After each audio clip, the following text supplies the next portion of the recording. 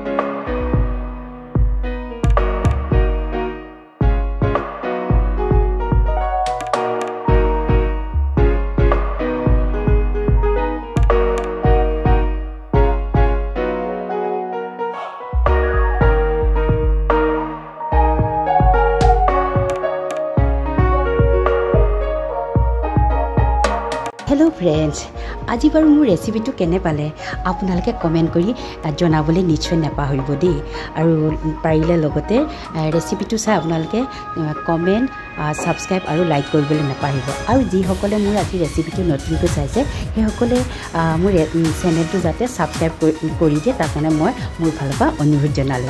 Okay আজিলৈ bye bye.